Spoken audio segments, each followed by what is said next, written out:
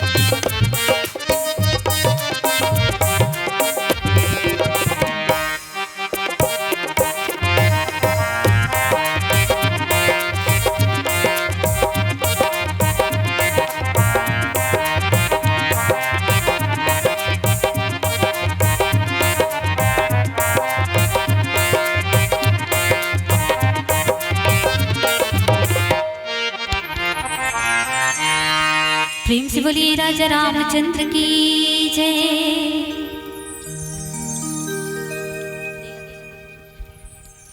हे गजानन गौरी की ललना, हरि जी है बारंबार,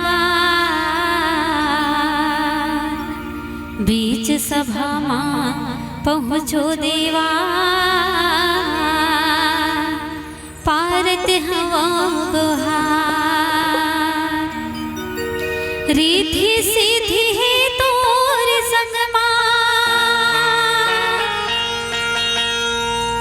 औ विघ्न विनाशन हार, सिद्ध करो सब काज हमर हो, नमन हजारों हजार, नमन हजारों हजार, गौरी के लल हाँ झूले दोलना देवत ने उतार। बोली लंबोदर महाराज की जय हो।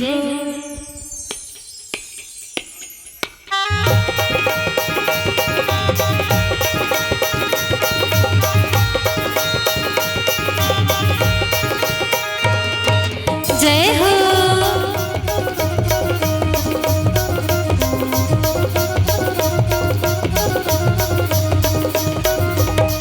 गौरी के ललना झूले हैं दोलना देवा थोने उतार। गौरी के ललना झूले हैं दोलना देवा थोने उतार। आके सब हमारा लाज बचाओ, आके सब हमारा लाज बचाओ।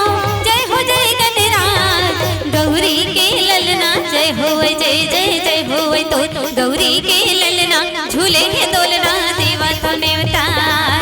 हो गौरी के ललना झूले हैं दोलना देवा थोने उतार।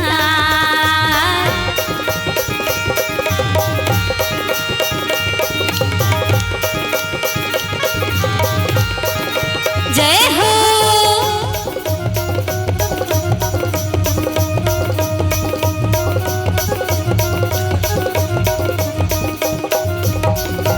धूप कपूर की आरती साजाओ माथे लगाओ चंदन।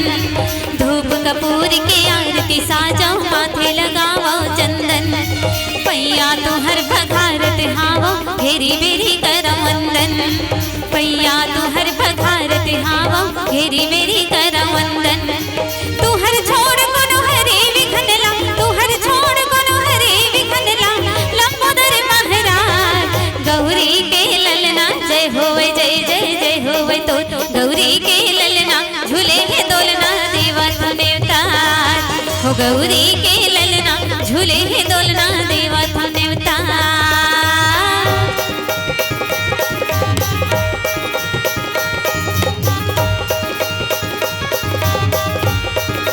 जय हो।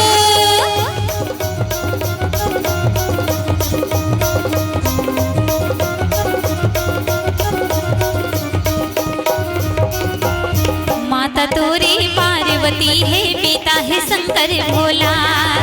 माता तोरे पार्वती है पिता है शंकर भोला। अर्चन वंदन तुहर करत हम देवावा से सब मौला। अर्चन वंदन तुहर करत हम देवावा से सब मौला। तुहर छोड़ कोनो हरे विघनला, तुहर छोड़ कोनो हरे विघनला। जो हंधावे समान गौरी के ललना जय होवे जय जय जय होवे तो गौरी के ललना झूले हैं दोलना देवा थोने उतार। हो गौरी के ललना झूले हैं दोलना देवा थोने उतार। आके सब हमारा लाज बचाओ, आके सब हमारा लाज बचाओ। जय हो जय गणराज गौरी के ललना जय होवे जय जय जय होवे तो गौरी के ललना झूले हैं दोलना देवा थोने उतार। हो गौरी के ललना झूले हैं दोलना देवा थोने उतार। गौरी के ललना झूले हैं दोलना देवा थोने उतार। हो गौरी के ललना झूले हैं दोलना देवा थोने उतार। बोली राजा रामचंद्र की।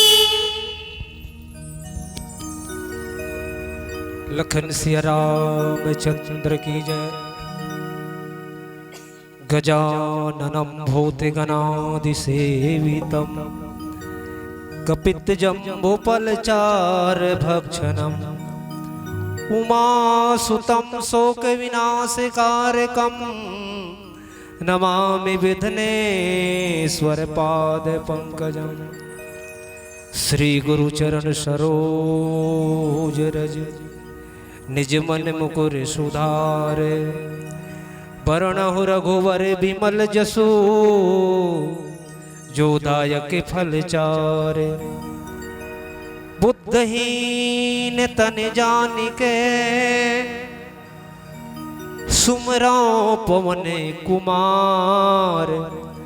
बल बुद्धि विद्या देहु मोहि हरहु कलेश विकार। बोल श्यावर रामचंद्र की जय। धर्मरागी धर्म प्रेम सज्जन भी वात्सल्यमयी करुणामयी शांति स्वरूपा माताएं बहनों एवं बाहर से आए हुए अतिथिगण, आप सभी को मालूम है कि इसे ज्ञान मंच में विगत 6 दिन से भागवत की चर्चा महाराज के मुखारविंद से हो रही है और आप लोग आकर के इस कथा में रसस्वादन करके जीवन लाभ ले रहे हैं। और रात्रिकालीन वेला में भी यहाँ कुछ मानस गान की प्रस्तुतिकरण होती है जिसमें गोता लगाने का मौका मिलता है। देखिए, ब्रह्म का 2 स्वरूप है, निर्गुण और सगुण। परंतु राम जो है, राम और कृष्ण जो भागवत की कथा में कृष्ण की महिमा गाई हुई है और रामचरितमानस में राम की महिमा। तो राम और कृष्ण अलग है क्या? राम और कृष्ण अलग नहीं है, वही राम है। उन्होंने देखा कि द्वापर युग के अंत में कि अत्याचार जब जब हुई, धर्म की हानि बाढ़ई असुर अधम अभिमानी, तब तब धरि हरि विविध शरीरा, हर ही कृपानिधि सज्जन पीरा। जब धर्म की हानि होती, धर्म की हानि मतलब लोग जो है अधर्म के पथ पर अग्रसर हो जाता है, उस समय धरती माँ अकुला जाती है। देखिए, धरती माँ सागर है, पर्वत है, वन है, मनुष्य है, बहुत सारे जीव जंतु हैं।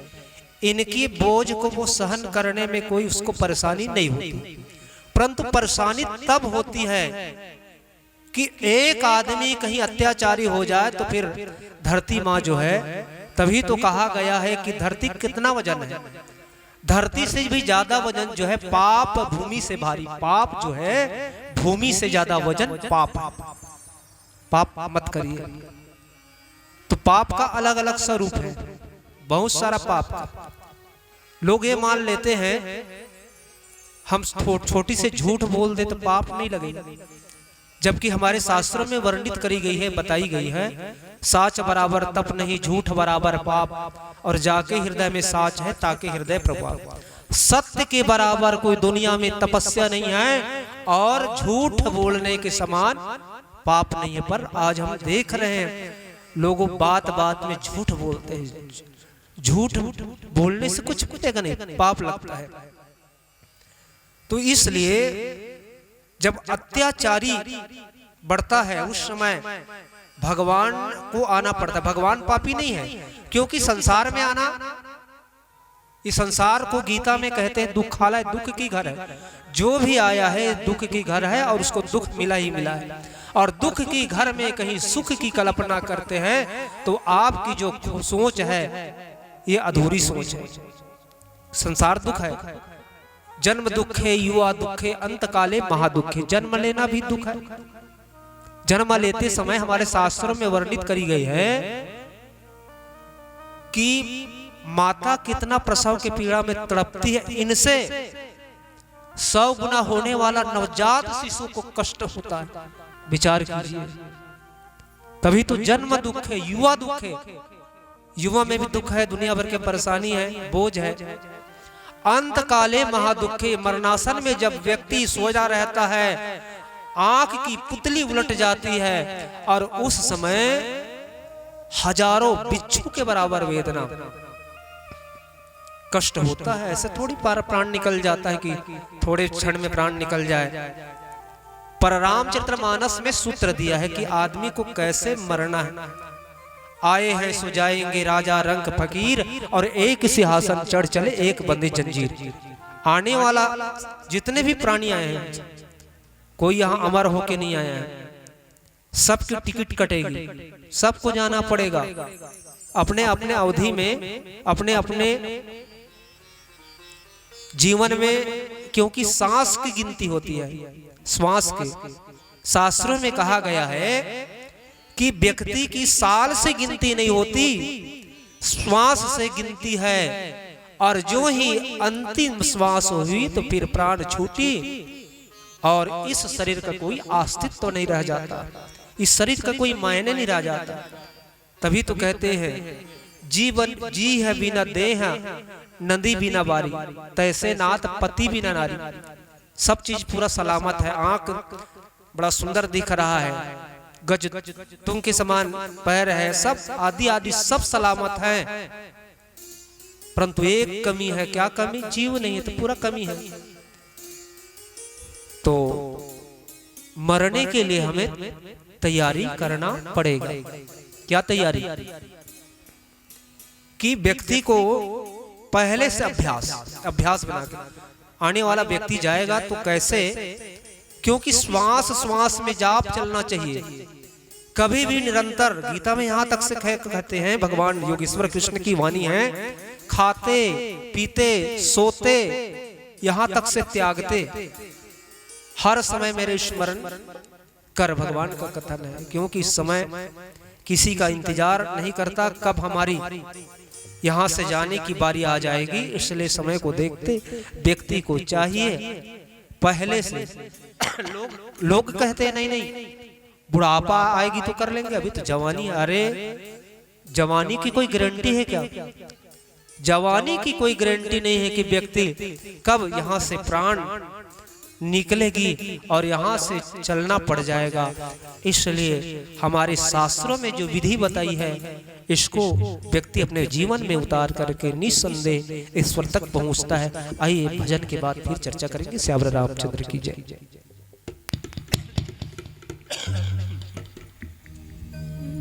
प्रेम से बोलिए राजा रामचंद्र की जय।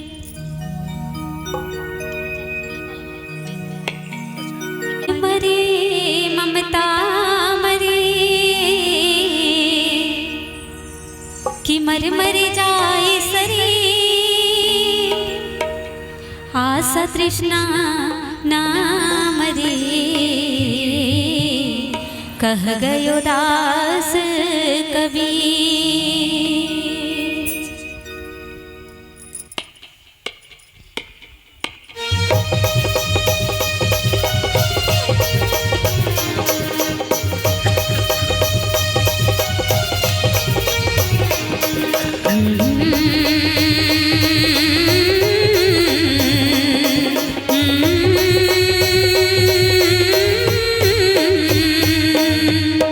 माटी के काया माटी मा जाहि रे, तोर पोसे रे परिना।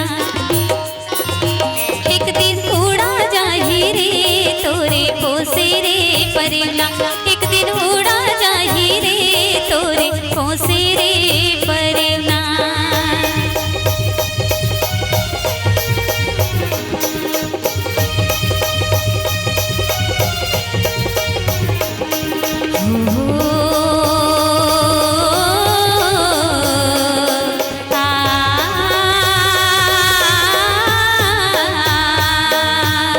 पानी उतर के औ पानी कुम्भिला,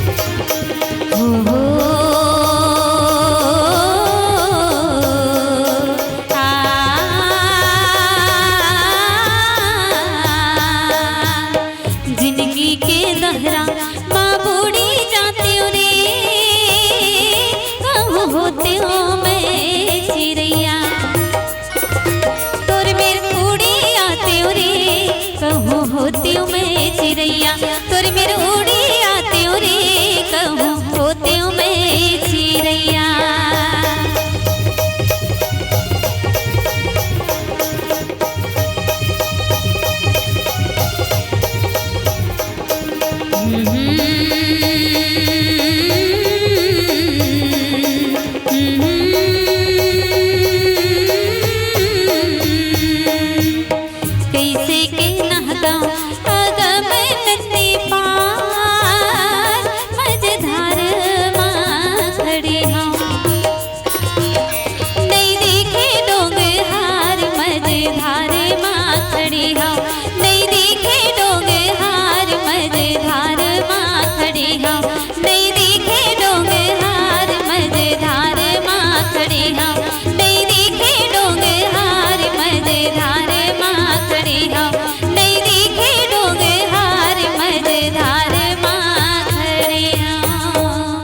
प्रेम से बोलिए राजा रामचंद्र की जय।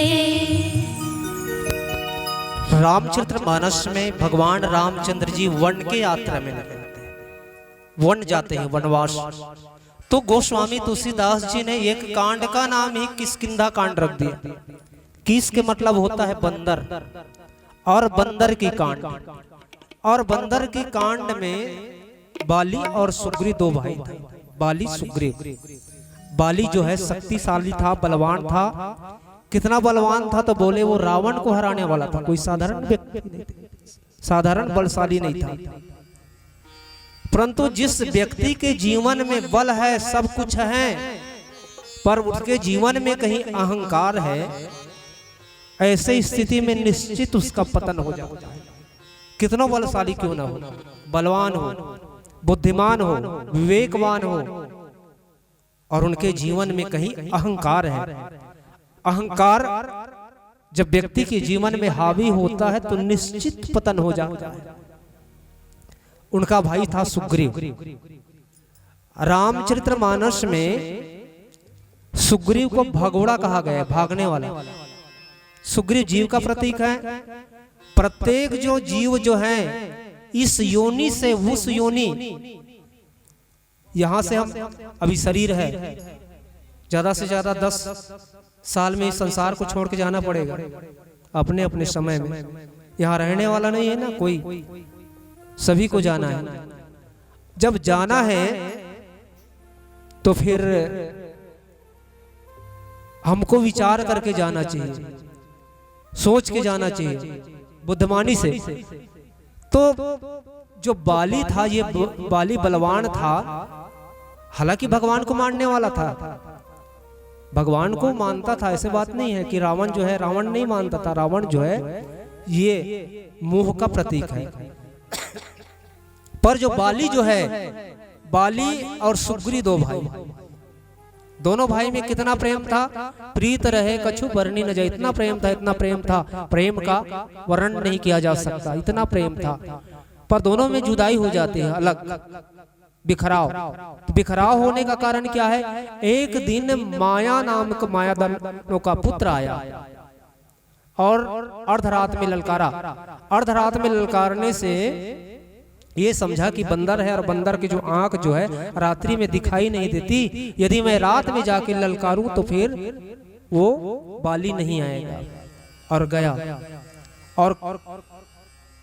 और वहां ललकार, जब ललकारा तो वहां से फिर बाली जो है आया, तो एक गुफा था, गुफा। और वो गुफा जो है अज्ञान की गुफा है। रामचरितमानस में 3-4 गुफा के मतलब अंदर, जिसको गुफा कहते हैं। जैसे बस्तर में जाओगे तो कुटुम्बसर गुफा है, कुटुम्बसर गुफा है। अब तो खैर लाइट का प्रबंध कर दिया है, पहले लाइट वगैरह का प्रबंध नहीं था। तो गुफा में डर के मारे वो घुसा। तो गुफा, बालकांड में भी हिमगिरी गुहा एक अति पावनी, हिमालय की तराई में एक वहां भी गुफा है। तो गुफा एक ओर तो व्यक्ति को दूरी बनाता है, और दूसरे ओर नारद जी कैसा था? नारद जी निरंतर भगवान का जाप करने वाला था। एक क्षण वो बाकी नहीं जाने देते थे, निरंतर भगवान का जप करते थे। नारायण, किसी से बात करना होता था तो बीच में नारायण ऐसा हुआ, नारायण ऐसे हुआ, ये बात करते थे नारायण का। परंतु उनको श्राप मिल गया, दक्ष प्रजापति का श्राप दे दिया कि उन्होंने, ब्रह्मा ने कहा कि सृष्टि करो तो संतान पैदा किया, 10,000 संतान पैदा किया, और उन संतान को नारद जी ने आकर के सन्यासी बना दिए। 4 दिन की जिंदगी है, भजन करो, भजन से भगवान मिलेगा, नहीं तो भटक जाओगे, सबको सन्यासी बना दिया। फिर संतान पैदा किया, उसको सन्यासी बना दिया, तो दक्ष प्रजापति ने उनको श्राप दे दिया, पर घर घालक लाज न पीरा, आप पर घर को घालने वाला है, मैं श्राप देता हूं 2 घड़ी, 2 घड़ी के मतलब 48 मिनट, 48 मिनट से ज्यादा कहीं एक स्थान में नारद नहीं बैठ सकता था, और कहीं एक स्थान में 48 मिनट से ज्यादा बैठे तो उनको सर में दर्द होता था। नारद इसलिए निरंतर इधर उधर भाग दौड़ लगाता था। पर हिमालय में जब जाते ही, उस जगह में जाते ही उनकी श्राप की गति बाधित हो गई, वहां समाधि लग गई। समाधि के मतलब होता है, हमारे शरीर में आंख की भूमिका बहुत ज्यादा है, और आंख में पलक दी है। क्यों पलक दी है? पलक इसलिए दी है, भगवान ने पलक इसलिए बनाई है कि रात में सोए तो आंख बंद करके सोए, और रास्ता में चले तो फिर आंख खोल करके, देख करके, पलक खोल करके चले।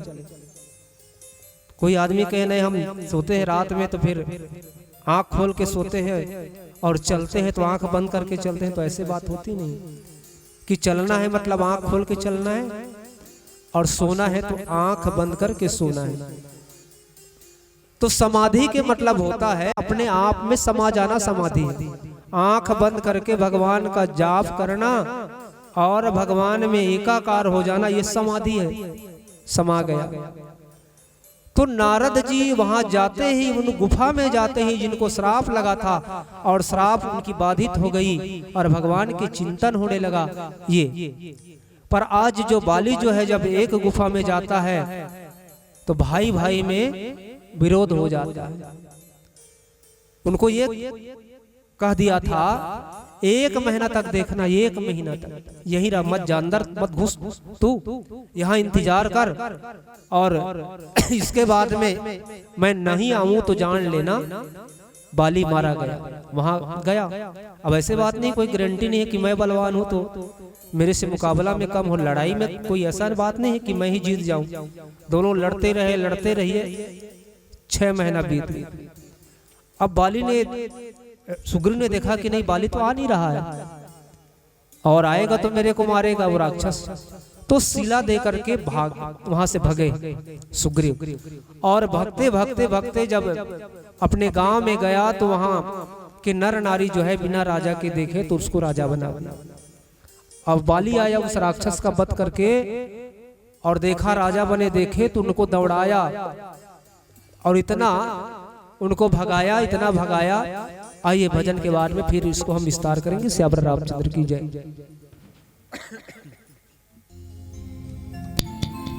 प्रेम से बोलिए राजा रामचंद्र की जय। मन की मंदिर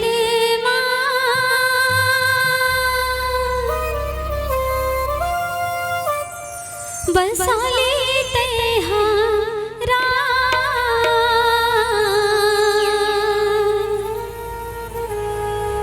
रघुराइला हृदय माते बसा ले रे दो माटी के काया नहीं आवे कुछ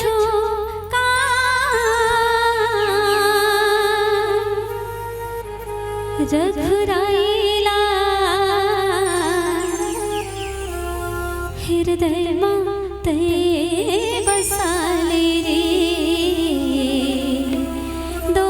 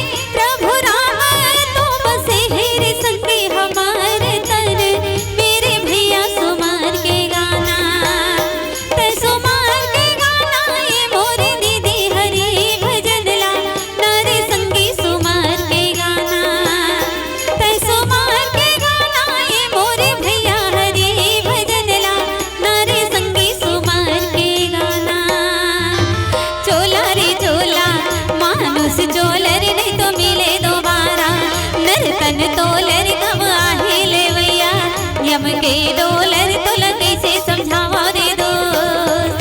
चोला रे चोला मानुस जोलर नहीं तो मिले दोबारा, नर तन तोलर कब आहे ले भैया, यम के डोलर तुला कैसे बतावा रे दोस्त।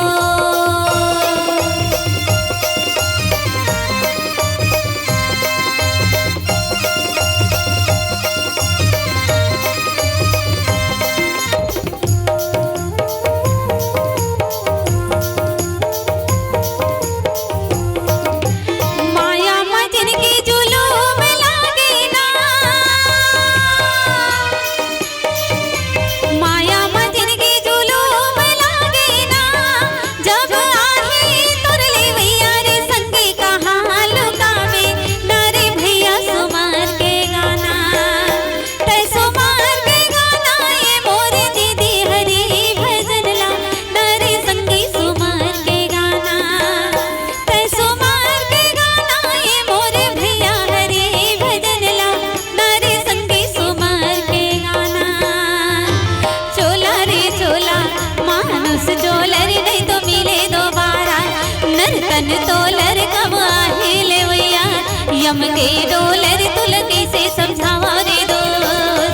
चोला रे चोला मानुस जोलर नहीं तो मिले दोबारा, नर तन तोलर कब आहे ले भैया, यम के डोलर तुल कैसे बतावा रे दोस्त।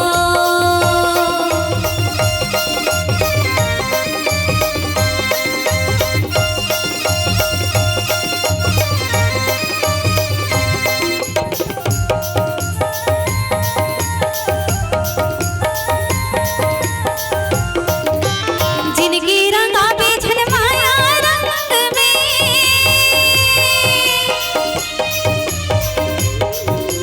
जिनकी रंगा बेझन माया रंग में, मुक्ति रत्ना तय हम पावे रे संगी ये सत संग, मेरे भैया सुमार के गाना, तय सुमार के गाना ये मोरे दीदी हरी भजन ला, नारे संगी सुमार के गाना, तय सुमार के गाना ये मोरे भैया हरी भजन ला, नारे संगी सुमार के गाना।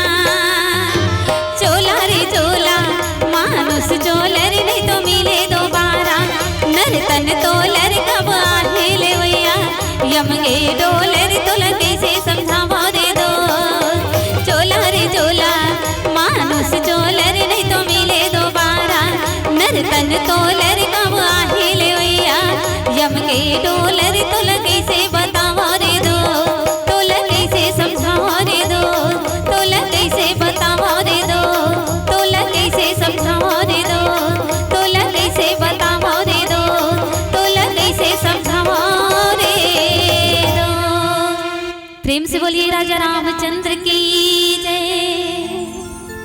हरिओम। बाली के जीवन में प्रदर्शन था।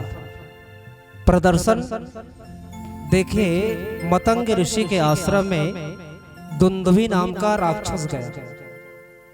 बाली बलशाली था और उसको मारे। मारने के बाद चाहते तो उनके जो शव जो है वहां नहीं फेंकना चाहिए, पर उन्होंने सोचा कि मैं इसको मारा हूं और महात्मा मातंग देखेगा तो यही सोचेगा चलो अच्छा काम किया बाली ने, अच्छा काम किया, ये मेरे को इनाम मिलेगा। परंतु ये उल्टी बात हो गई कि मतंग ऋषि ने श्राप दे दिया, ऋषमुख पर्वत पर तू आएगा तो तेरे मस्तक जो है ये टुकड़ा टुकड़ा हो जाएगा। तो व्यक्ति के जीवन में हम देखते हैं, ठीक है निर्भीक है बाली जो है, पर बाली को भगवान रामचंद्र जी नकार देते हैं। जिस समय मां तपस्विनी सबरी से पूछते हैं कि मैं सीता जी की सुधी आप बताइए है माता तपस्विनी, जनक सुधा के सुधी भावनी जनक सुता, पर रामचरित्र मानस में तो कहीं ये नहीं मिलता कि कहीं पर सबरी और सीता की मुलाकात हुई, ऐसे कहीं पर नहीं मिलता। पर बता दिया पंपासर जाओ रघुराई तहाँ हो सुग्रीव मिताई, पंपासर आप जाइए और वहां आपकी मित्रता जो है सुग्रीव से होगी। चाहते तो बाली को बता दिया होता, क्योंकि रावण को हराने वाला बाली हराया था। हराना और मारना में अंतर है। इसके बाद में हराने के बाद में दोनों में मित्रता हो गई, रावण और बाली में।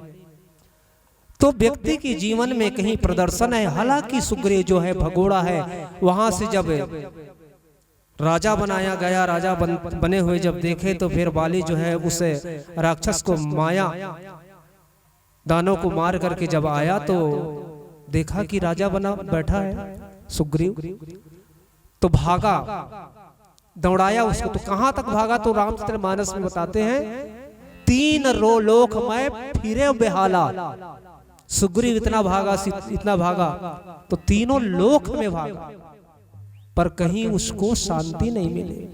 भागते रहे।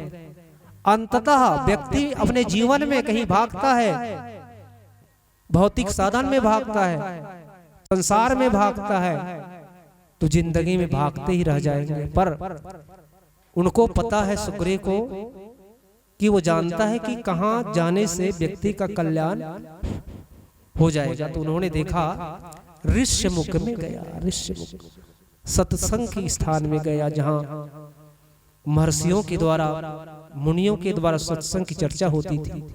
वहां गया और वहां जाने से ही उनको हनुमान जी से उनकी मुलाकात हुई। हनुमान, अब हनुमान के बारे में तो आप सभी जानते हैं कि रामचरितमानस का प्रबल वैराग्य, उत्कृष्ट पात्र, भगवान शंकर जी का अवतार और विशुद्ध भक्त, कोई भगवान से मांग नहीं, निष्काम।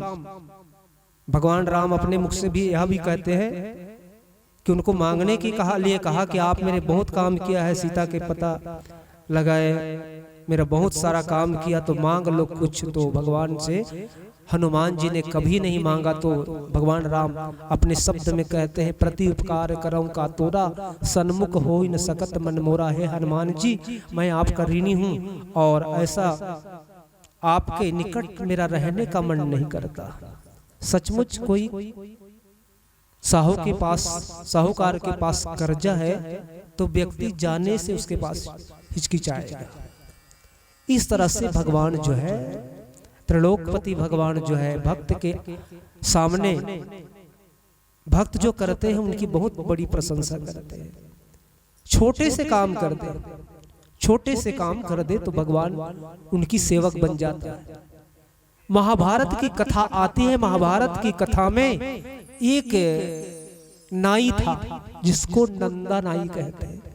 ये नंदा नाई जो है भगवान के सत्संगी, प्रेमी, भगवान का पूजा करने वाला, अर्चन वंदन निध्यासन ध्यान आदि करने वाला था, सत्संग करने वाला था। और उनकी जिंदगी में बड़ा गरीबी थी। कई बार ऐसा भी होता है कि गरीबी लोग को घायल कर देता है। गरीबी थी। राजा दुर्योधन के पास जाकर के वो चाकरी करते थे, हाथ पैर दबाना। राजा है दुर्योधन। एक दिन जाने के लिए निकल रहा था, उसी समय साधुओं का वहां जमात जो है आ गए और बोले, भैया नंदा नाई, हम आपके पास में सत्संग करने के लिए जा रहे हैं। तो बोले चलिए। ले गए अपने कोठी में। सत्संग की बात हुई, प्रभु की चर्चा। अब इधर दुर्योधन जो है अकुला रहे थे, गुस्सा कर रहे थे, वारे नाई, 2 कौड़ी के नाई, अभी तक नहीं आया है।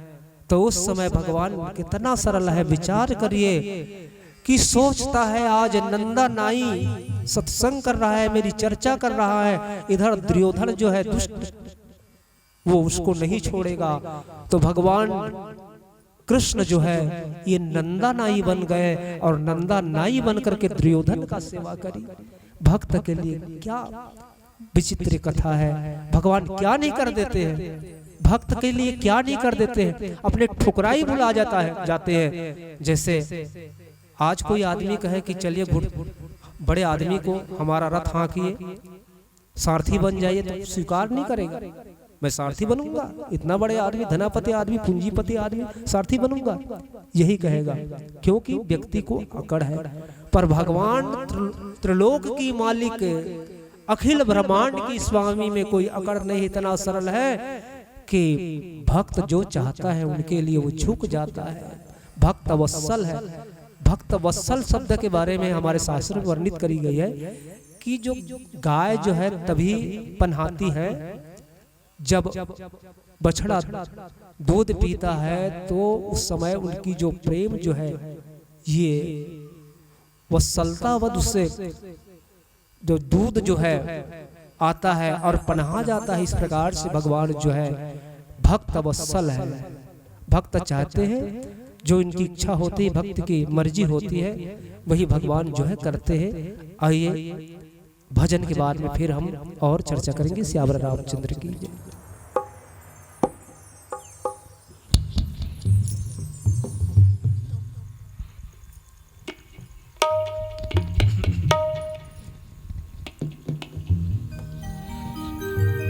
प्रेम से बोलिए राजा रामचंद्र की जय।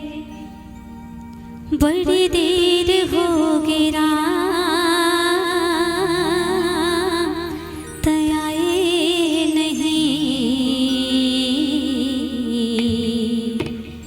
बड़ी देर होगी राम तयाए नहीं, बड़ी देर होगी राम तयाए नहीं, बड़ी देर होगी राम तयाए नहीं। नैना तरस के औ जीवरा कलप गे, नैना तरस के औ जीवरा कलप गे, एको घड़ी तरस दिखाई नहीं तयाए नहीं, बड़ी देर होगी राम तयाए नहीं, बड़ी देर होगी राम तयाए नहीं।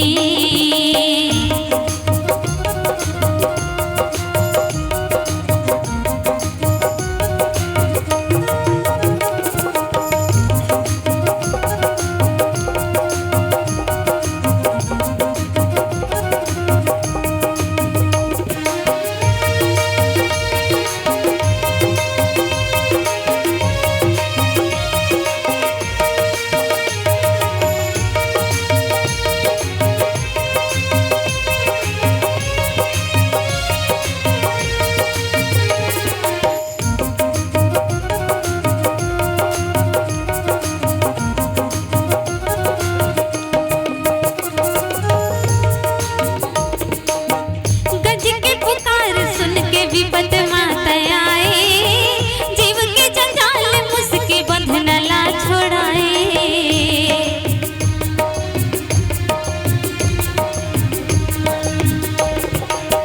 धर्म के लाज रखे बने ते भिखारी, तीनों लोग नाप पग मजई से घर दुआरे। हिरनी हतर से बिन पानी बरसे, हिरनी हतर से बिन पानी बरसे, सुध मोर पोती तैला माई नहीं तयाए नहीं, बड़ी देर होगी राम तयाए नहीं, बड़ी देर होगी राम तयाए नहीं।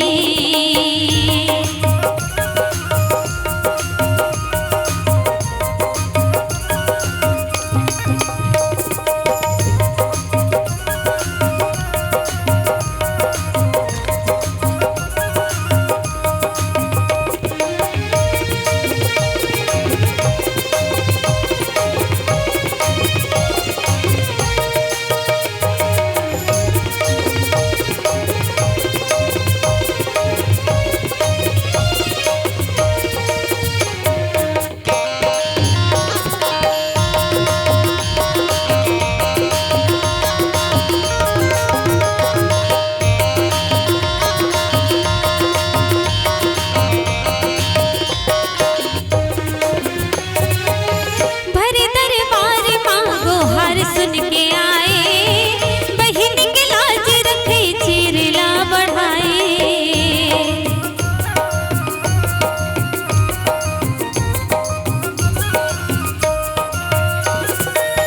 महिमा दिखाई खातिर शक्ति ला दिखाए, पार नहीं पाए सागर कछुआ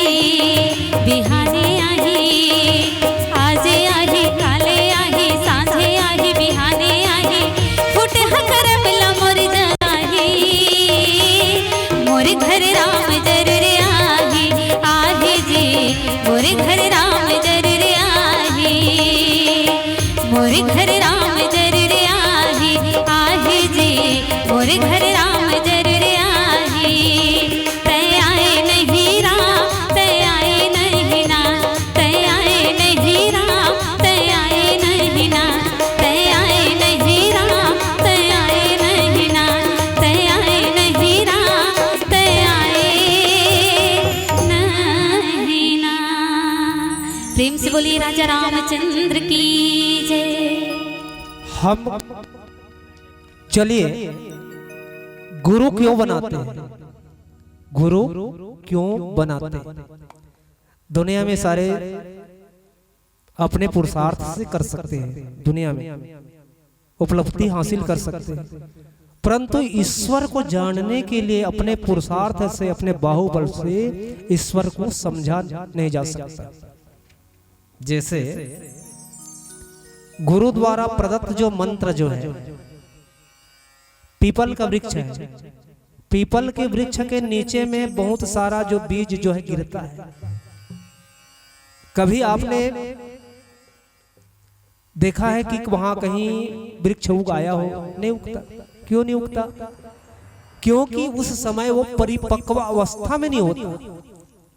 जब वो किसी चिड़िया चुगेगी और चुगने के बाद में वहां जो है जठरागणे में हिट होकर के वो अवस्था में, परिपक्व अवस्था में आएगी और फिर वेद के माध्यम से बाहर आने के बाद में अंकुरित होगा। इसी तरह से वेद में जितने भी मंत्र है, मंत्र जो है इस मंत्र को गुरु जो है उसको वर्णात्मक, राम जो है, अभी राम का नाम जो है वर्ण में है, रा और माँ, और उस नाम को धुनात्मक बनाना पड़े, धुन में श्वास के द्वारा, और उस मंत्र का प्रदत्त किया जाता है, दिया जाता है श्रवण ग्रंथ के माध्यम से किसी व्यक्ति के शरीर में प्रविष्ट किया जाता है, तब वो जो है फलदायी होता है। तो रावण तो ही गुरु बनाया था। रावण सोचता है कि दुनिया वाले जो गुरु बनाए तो उसको क्यों गुरु बनाऊं, मैं गुरु बना करके उसका नाम चला दूंगा, मैं गुरु बना करके नाम चला दूंगा। तो देखा कि दुनिया में कौन सबसे बड़ा गुरु है, तो विचार करके देखा तो सबसे बड़े गुरु भगवान शंकर जी हैं, भगवान शिव जी। इसको गुरु बनाया। गुरु बनाते हैं ईश्वर को जानने के लिए बनाते हैं। क्या भगवान शिव जी ने ईश्वर तत्व के बारे में क्या जानकारी नहीं दी थी? क्या रावण को नहीं बताया कि भगवान कौन है? भगवान राम जो है ब्रह्म है और सीता जो है पराभक्ति है, आदि शक्ति है, बताया था। पर रामचरितमानस के सबरी के नवधा भक्ति में रखते हैं, गुरुपद पंकज सेवा तीसर भक्ति आमान, अभिमान रहित होकर के। गीतावली रामायण में दिया है कि भगवान शंकर को गुरु के रूप में जब चयनित करते हैं तो ये कहते हैं मैं तो आपको गुरु बनाऊंगा। भगवान शिव को कहते हैं मैं आपको गुरु बनाऊंगा, परंतु पूजा करने मैं नहीं जाऊंगा, पूजा करवाने के लिए लंका में आपको आना पड़ेगा। ये गीतावली रामायण में दिया है। तो ये क्या बोल रहा है? अहंकार बोल रहा है, रावण का अभिमान बोल रहा है। जबकि काकभूषण जी का जो गुरु है रामायण में उसका नाम ही नहीं है, काकभूषण जी गुरु का। पर आज काकभूषण जी गुरु, काकभूषण जी आज अजर अमर हो गया है गुरु के वाणी को मान करके। तो जिस व्यक्ति के जीवन में गुरु के लिए कोई स्थान नहीं, अभिमान है, तो ऐसी स्थिति में आप गुरु बना करके भी भगवान को नहीं पा सकते। रावण के भूल को आप दोहरा रहे हैं। रावण गुरु बना करके भी ठीक है। अब देखिए, अब रावण के बारे में हम बताएंगे कि रावण जो है रामचरितमानस में 4 व्यक्ति को रावण होने का संकेत रामचरितमानस में दिया है। पहला रावण प्रताप भानु। प्रताप भानु जब जंगल में शिकार खेलने के ले गए तो वहां वरह को देख करके, सुअर को देख करके, सुअर को देखा, उनकी जो दांत है चांदी के समान है, बड़ा अच्छा है, उनके पीछे लगा।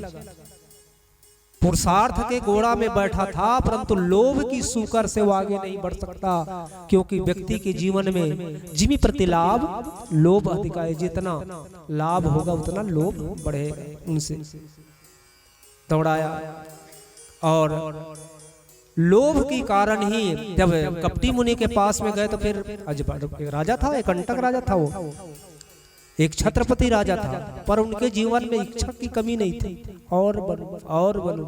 ये अति लोभ वृत्ति ही व्यक्ति के जीवन में रावण बना देता है, इसलिए रावण बना।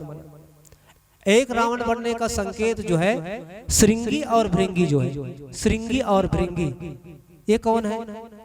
ये भगवान त्रिनेत्र वाले भगवान शंकर जी का ही गण है। भगवान शंकर जी का गण है।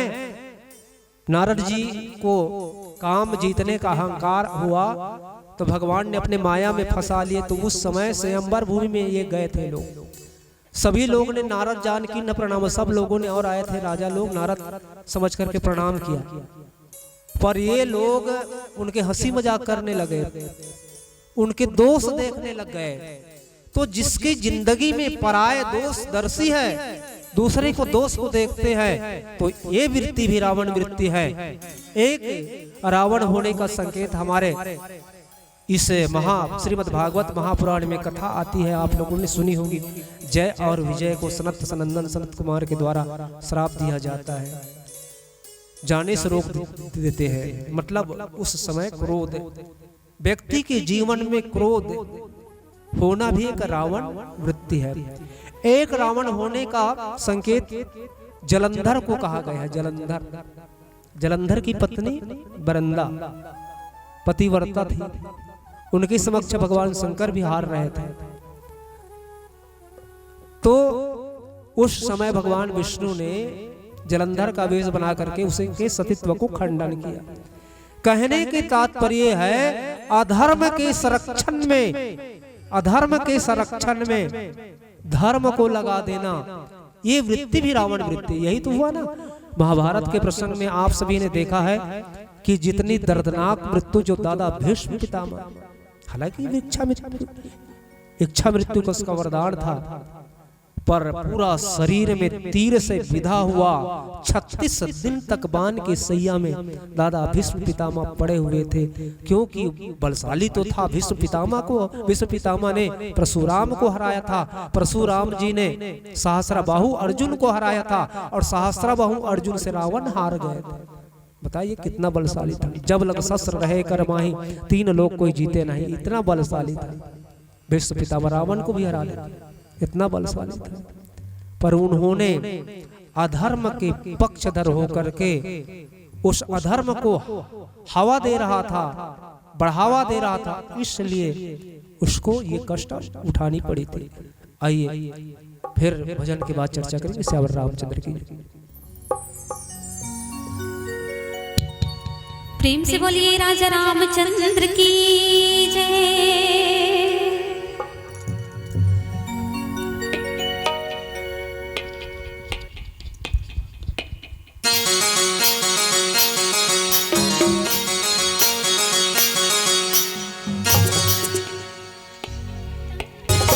जय हो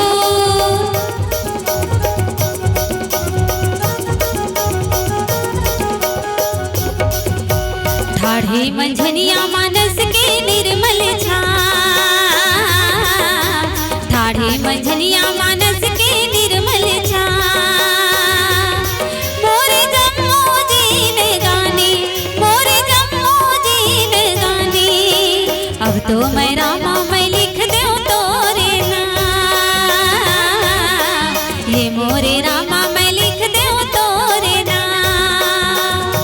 जीन गाने चारे दुनिया जीन गाने, ये मोरे मैं ना फिर कबूड़ जाही ना, ये मोरे मैं ना फिर कबूड़ जाही ना। चारे दुनिया रे माया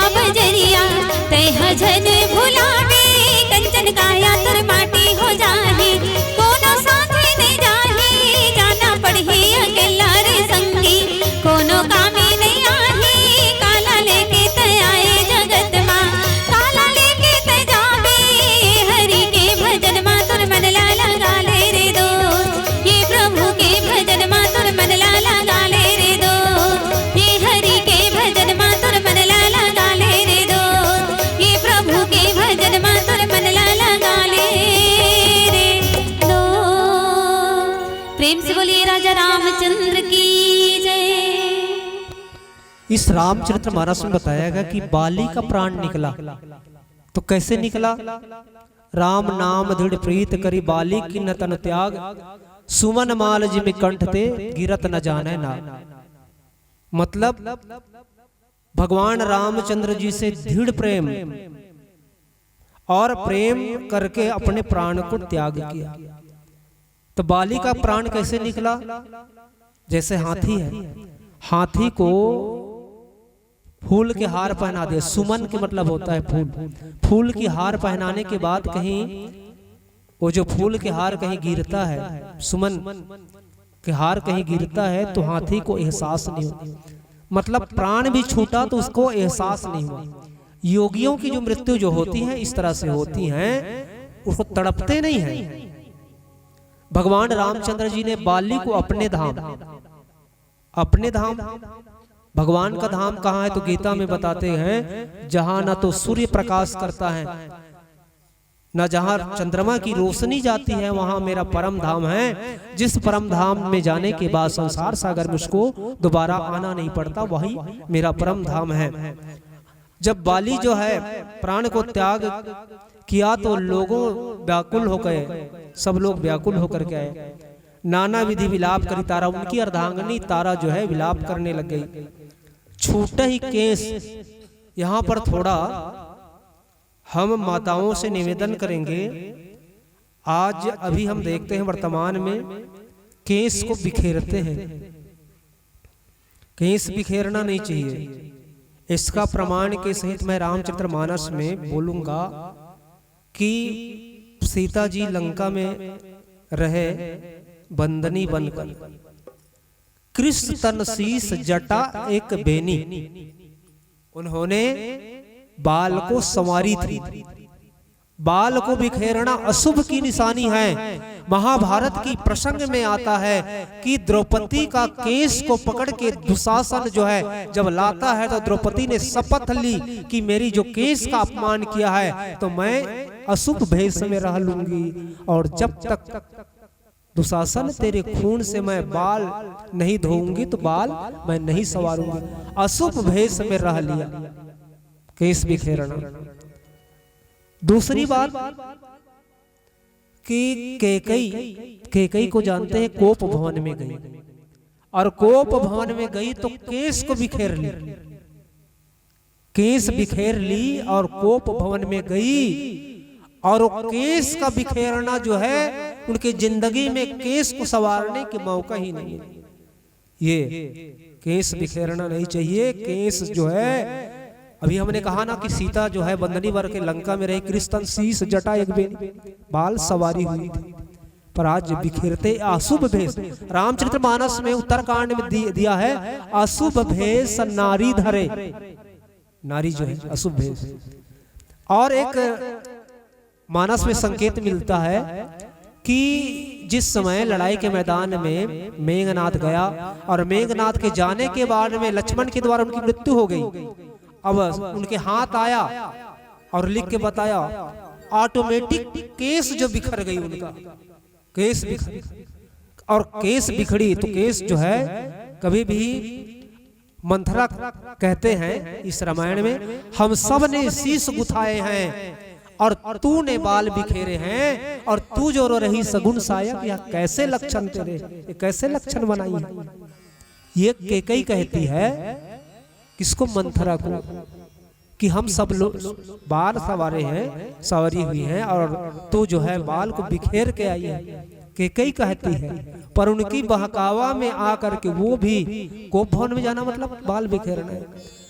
और ऐसा बिखेरा कि राजा दशरथ जी का मरण हो गया, क्योंकि नारी जो है जितना सजती है अपने पति के लिए उतना ही दीर्घायु होती है, शास्त्र का कथन है। पर लोग आज ऐसे ऐसे वेशभूष बना लिए हैं जो नहीं पहनना चाहिए। हमारी भारतीय संस्कृति को भूल गई है, भारतीय संस्कृति को भूल गई है। भारतीय संस्कृति में 16 श्रृंगार के अंतर्गत आता है ये बाल संवारने का संस्कार, जो क्या बड़ी विडंबना है। आज हम देखते हैं तो ऐसे स्थिति में तो यहाँ तारा की बाल बिखर जाती है, तारा की बाल बिखरी। इसलिए माता एवं बहनों कि बाल को नहीं बिखेरना है, बाल संवारना है और अपने पति को दीर्घायु बनाना है। महाभारत में भी एक प्रसंग आता है। महाभारत में राजा शांतनु भीष्म पितामह का पिताजी, उनकी पहले जो पत्नी का नाम है अधमा नाम रहे पटरानी, रूपशील नहीं जाए बखानी, गौरी रति जही देख लजाही, तीन लोक कोई तामस नहीं। अधमा नाम के एक उनकी पत्नी थी, तो कितना सुंदरी थी, गौरी और रति देख करके उनको लज्जित हो जाती और वो भी कोप भवन में चली गई। ब्रह्मा ने इनके सत्यत्व को खंडन कर दिया। ब्रह्मा ने मन मोहि के हरण भय तब ज्ञान, तासु रूप देखे बिना भूल जात सब ज्ञान। महाभारत का आदि पर्व का ब्रह्मा ने सत्यत्व को खंडन कर दिया।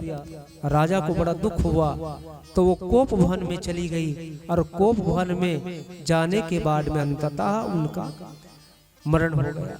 तो इसलिए बाल बिखेरने का नहीं है, संवारने का है। हम ये YouTube के माध्यम से जनमानस के बीच में संदेश देना चाहते हैं कि माताएं बहनों, बाल संवार के रखो, बाल बिखेरने का नहीं है। और बिखेरोगे फिर बिखर जाओगे।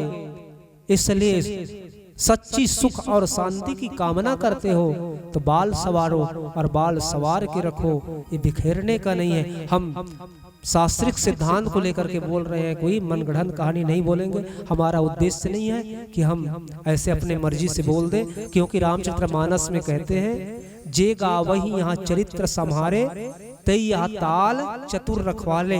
जो इस रामचरितमानस को संभाल के बोलता है वो इस मानस रूपी तालाब का रखवाली करने वाला है, रखवार है वो। इसलिए हम जो बात है उसको सच्चाई के साथ हम पेश करेंगे, बनावटी सजावटी मिलावटी नहीं करेंगे इसमें। तो चलिए भजन के बाद फिर चर्चा करते हैं। सियावर रामचंद्र की जय। प्रेम से बोलिए राजा रामचंद्र की जय। का कह रे भैया का कर डारे, का कह रे भैया का कर डारे, का कह रे भैया का कर डारे, का कह रे भैया का कर डारे। हिरक से तनला तोर, हिरक से तनला तोर, हिरक से तनला तोर कचरा मडारे ना। का कह रे भैया का कर डारे, का कह रे भैया का कर डारे, का कह रे भैया का कर डारे, का कह रे भैया का कर डारे।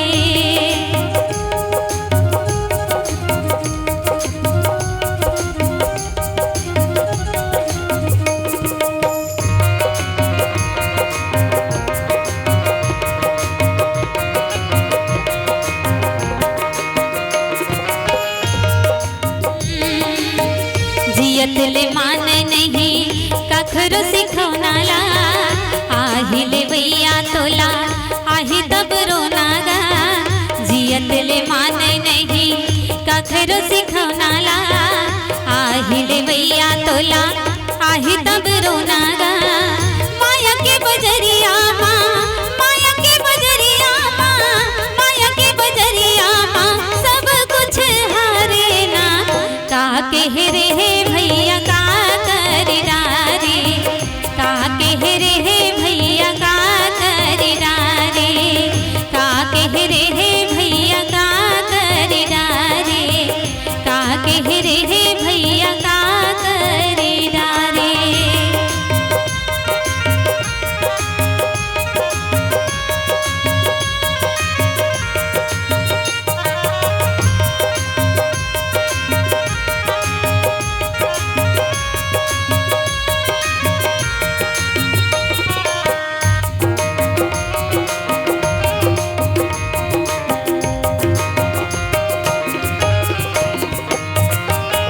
दाई के गर्भ मतहा कर रे वादला, गाँव भजन कह के भुलाए दीवाना गा, दाई के गर्भ में तैहा करे रे वादाला, गाहूँ भजन कह के भुलाए दीवाना गा, घुनकस की रातें घुनकस की रातें घुनकस की रातें माया मल पटाए ना, का कह रहे भैया का कर डारे, का कह रहे भैया का कर डारे, का कह रहे भैया का कर डारे, का कह रहे भैया का कर डारे, हिरकस तनला तोर हिरकस तनला तोर हिरकस तनला तोर कचरा मडारे ना, का कह रहे भैया का कर डारे, का कह रहे भैया का कर डारे, हाय रे हाय दीवानल झिकत लेगे ना, ये नदिया बेईमान दीवानल झिकत लेगे रे, ये नदिया बेईमान दीवानल झिकत लेगे ना, हाय रे हाय दीवानल झिकत लेगे ना, ये नदिया बेईमान दीवानल झिकत लेगे रे, ये नदिया बेईमान दीवानल झिकत लेगे ना, ये नदिया बेईमान दीवानल झिकत लेगे रे, ये नदिया बेईमान दीवानल झिकत लेगे ना। प्रेम से बोली राजा रामचंद्र की जय। रामचरितमानस में लिखते हैं तारा, तारा में बहुत ज्ञान के माध्यम से समझाने का प्रयास बाली को किया है, पर जब अभिमानी व्यक्ति होता है वो किसी का नहीं सुनता। एक चीज शास्त्र में देखने को मिलता है, जितने भी राक्षस हुए हैं उनकी जो अर्धांगनी है धर्म पत्नी जो है इस सती साध्वी रही। जैसे बाली की धर्म पत्नी जो तारा जो है, साथ साथ रावण के धर्म पत्नी मंदोदरी, मेघनाथ के धर्म पत्नी सुलोचना, जलंधर के धर्म पत्नी वृंदा। क्योंकि नारी में इतनी शक्ति है, नारी में इतनी शक्ति है कि चाहे तो अपने पति को वो अमरत्व को प्राप्त कर सकती है। नारी में इतनी शक्ति है कि अबला को केवल सबला ना माने, केवल उसमें निर्बल की स्थिति में ना देखे। क्योंकि नारी कहीं अपने शक्ति को, तो फिर शक्ति कैसे जागृत होगी? रामचरितमानस में उसका उत्तर दिया है, ना तो उसको मंदिर जाने की जरूरत है, ना उसको कहीं जाने की जरूरत है। एक ही धर्म, एक व्रत नियम, एक ही धर्म, एक ही व्रत और एक ही नियम। एक ही धर्म, एक व्रत नियमा, काया वचन मन पति पद प्रेमा। ये क्योंकि जितने भी हुए हैं, जितने भी सती साध्वी हुई है, ये पति के सेवा करके ही शक्ति को प्राप्त करी थी। जैसे अनुसैया के बारे में तो आप लोगों ने बात सुनी होगी कि अनुसैया कितनी सती साध्वी थी, जो त्रिदेव को भी छोटा बालक बना दिया था। ये और एक नर्मदा की कथा आती है, नर्मदा की कथा आती है। नर्मदा की विवाह नहीं हो रहा था तो उस समय अनुसैया के पास में गई दुख सुनाने के लिए। बोली, माँ मेरे जो विवाह जो नहीं हो रहा है, कुछ बताइए क्या करूं? तो उन्होंने युक्ति बताई, सुन बेटी एक काम करना, कल सुबह जिसे तू देख ले उसी को पति मान लेना। अब वो रात में सोई, सोने के बाद सुबह उठ करके जो ही गली में निकलती है तो देखा क्या, एक कोढ़ी आ रहा था। एक जो कुष्ठ रोग वाले व्यक्ति, तो उसको जाके प्रणाम किया और कहने लगा कि आज से आप मेरे पति देव है, मैं मनसा वाचा कर्म से आपको पति मान चुकी। अब उसके बाद फिर नर्मदा जो है अनसैया के पास में गई। अनसैया के पास में जाने के बाद कहती है, अनसैया बोली, बेटी कोई मिला पति? बोले, हाँ माँ पति तो मिल गया, परंतु उसको कुष्ठ रोग है, कुष्ठ रोग।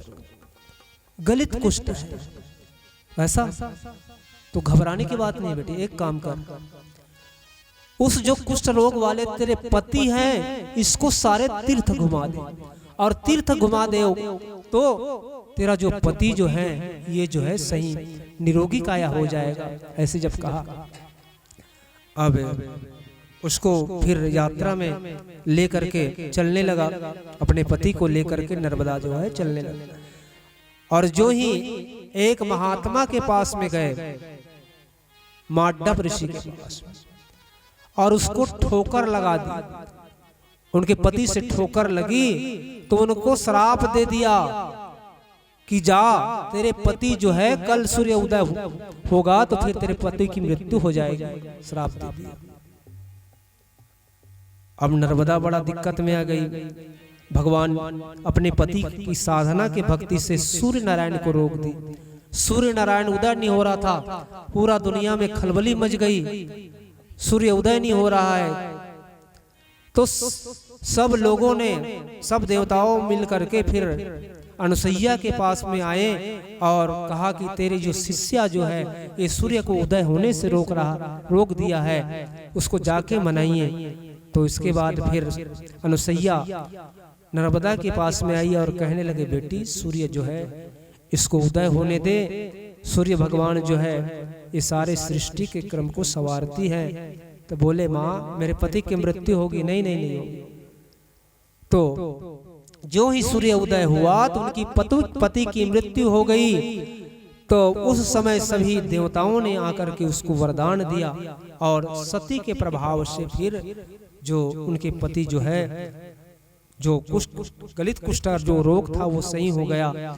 तो इस तरह से हम देखते हैं कि नारी में जो साधना है, साधना के माध्यम से, पति के साधना से नारी जो है क्या नहीं कर सकती। बड़े बड़े जो चीज जो है साधना पति भक्ति से होती हैं। इसलिए नारी को चाहिए कि वो अपने पति को सर्वस्व समझे और सर्वस्व समझ के उनके अनुकूल काम करे, प्रतिकूल काम नहीं करना चाहिए। पति के अनुकूल काम करने से सब कार्य जो है बनता है। तो आइए भजन के बाद चर्चा करेंगे। श्यावर रामचंद्र की जय। प्रेम से बोलिए राजा रामचंद्र की जय। प्रेम से बोलिए कृष्ण कन्हैया लाल की जय। श्याम रंग में रंग गई राधा, सुन बंसी की तान, सुनते ही नटवर की बंसी, आ जाए तन में प्राण।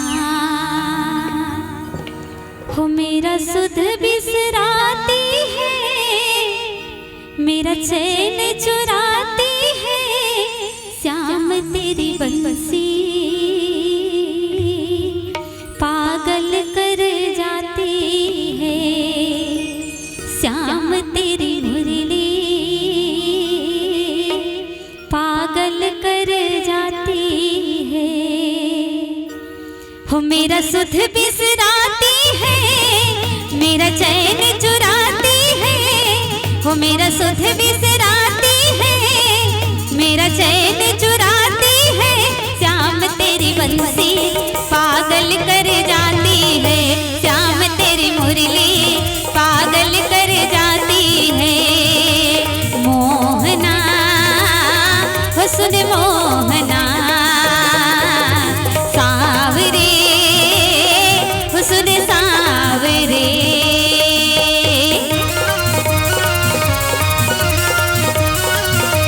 जय हो।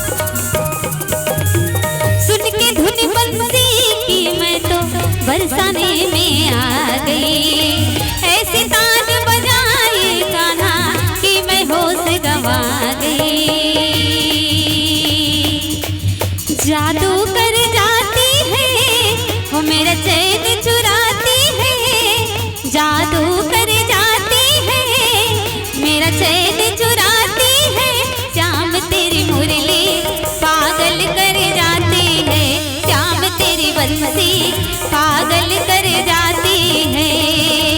मोहना हुस्न मोहना, सावरे हुस्न सावरे।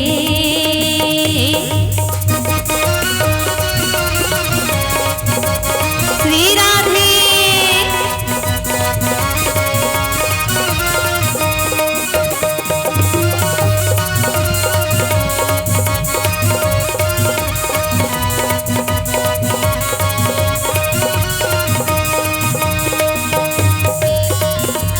जय हो।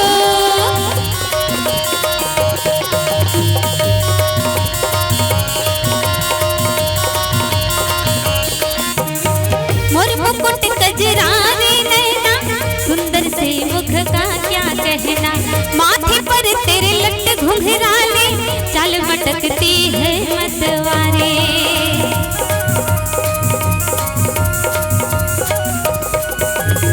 मोर मुकुट कजरारे नैना, सुंदर से मुख का क्या कहना, माथे पर तेरे लट घुंघराले, चाल मटकती है मतवारे। जादूगर नटखट है, नंद लाला नटवर है, वो जादूगर नटखट है, नंद लाला नटवर है, श्याम तेरी बंसी पागल कर जाती है, श्याम तेरी मुरली पागल कर जाती है। काली कमली वाला ओ,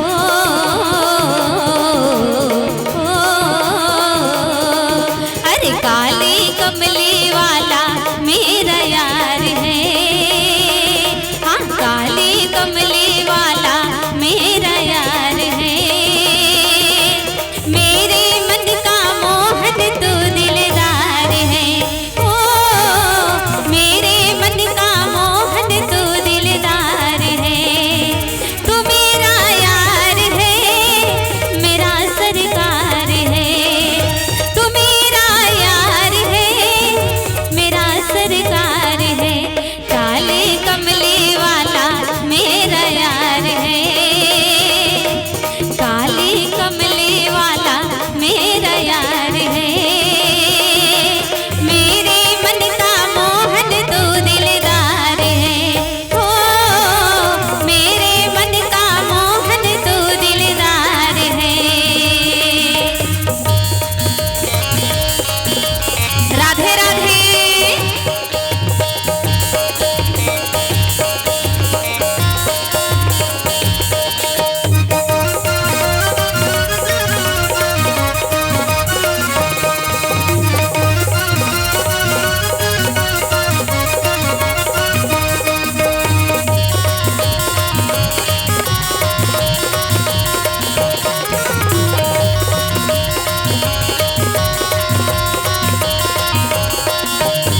एक तो तेरे होठ पतले, दूसरा लाली लगी, एक तो तेरे होठ पतले, दूसरा लाली लगी, तीसरा तीसरा तीसरा तेरा मुस्कुराना दिल दीवाना हो गया, सावरे सूरत पे मोहन दिल दीवाना हो गया, सावरे सूरत पे मोहन दिल दीवाना हो गया, सावरे सूरत पे मोहन दिल दीवाना हो गया, सावरे सूरत पे मोहन दिल दीवाना हो गया, सावरे सूरत पे मोहन दिल दीवाना हो गया, सावरे सूरत पे मोहन दिल दीवाना हो गया। प्रेम से बोलिए राजा रामचंद्र की जय।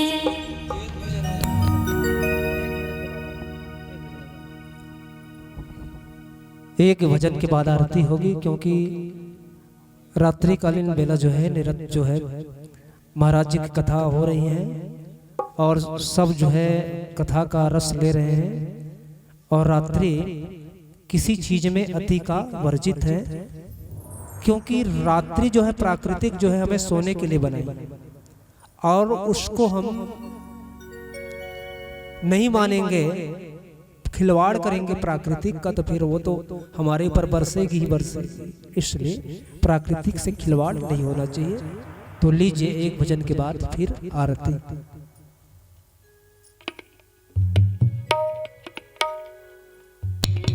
प्रेम से बोलिए राजा रामचंद्र की जय। कौशल्या की आँख के तारा, दशरथ के तय प्राण, माँ कैकेयी के वचन के खातिर निकल पड़े बनवास।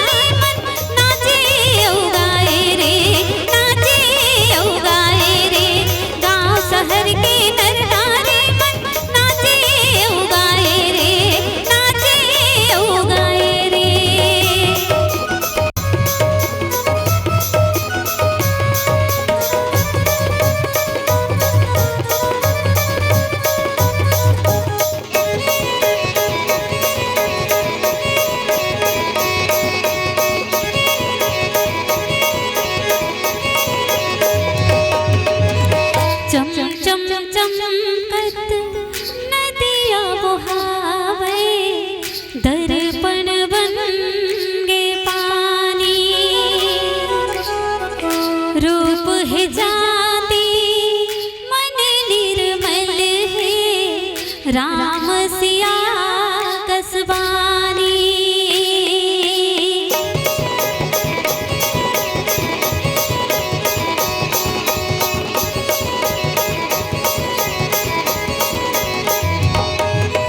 ये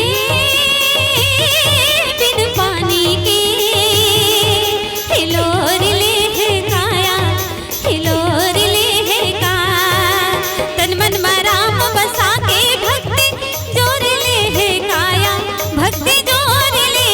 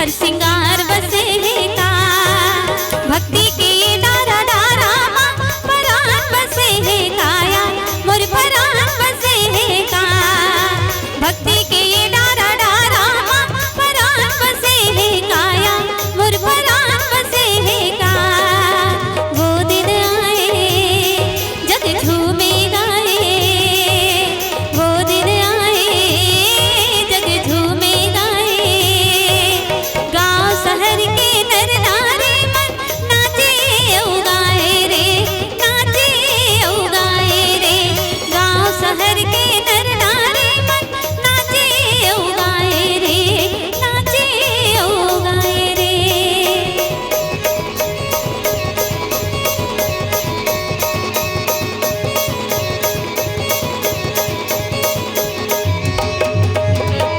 प्रेम से बोलिए राजा रामचंद्र की जय।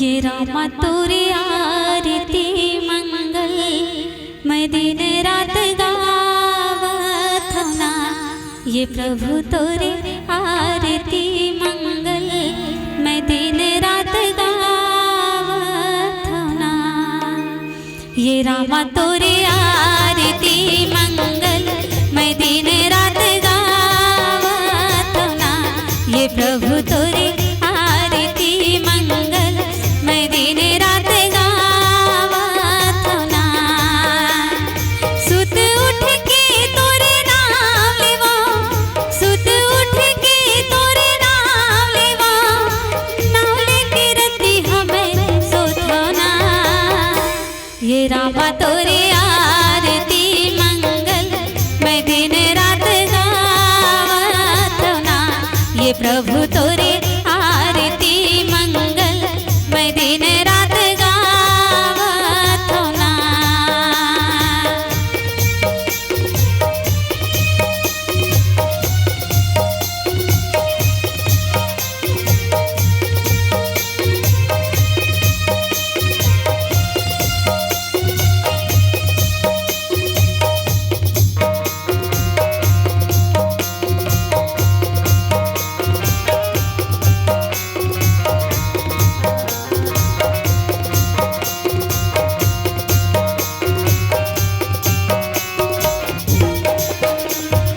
आरती श्री रामायण जी की रामा हो सिया रामा कीरति कलित ललित सिया की रामा हो सिया रामा गावत ब्रह्मादिक मुनि नारद रामा हो सिया रामा वाल्मीकि विज्ञान विशारद रामा हो सिया रामा सुख सनकाद सिद्ध अरु सारद रामा हो सिया रामा वरिणि पवन सुत कीरतिनी की रामा हो सिया रामा गावत वेद पुराण अष्टदश रामा हो सिया रामा छहो शास्त्र सब ग्रंथन को रस रामा हो सिया रामा मुनि जन धन संतन को सर्वस रामा हो सिया रामा सार अंश सम्मत सब ही की रामा हो सिया रामा गावत संतत शंभु भवानी रामा हो सिया रामा अरुघट संभव मुनि विज्ञानी रामा हो सिया रामा व्यास आदि कवि वर्ज बखानी रामा हो सिया रामा काग भुसुंडी गरुड़ के ही की रामा हो सिया रामा कलिमल हरिणि विषय रस फीकी रामा हो सिया रामा सुभग शिकार मुक्ति जुबती की रामा हो सिया रामा दलन रोग भव मोरी अमी की रामा हो सिया रामा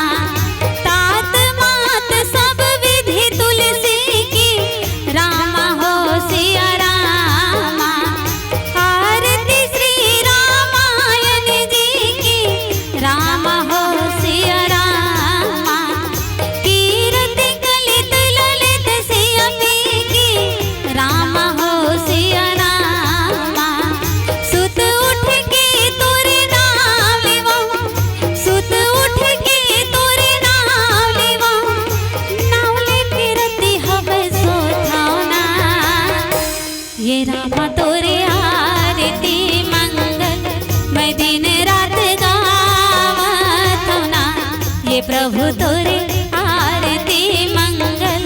मैं दिन रात गावत हूँ ना, ये राम तोरे आरती मंगल।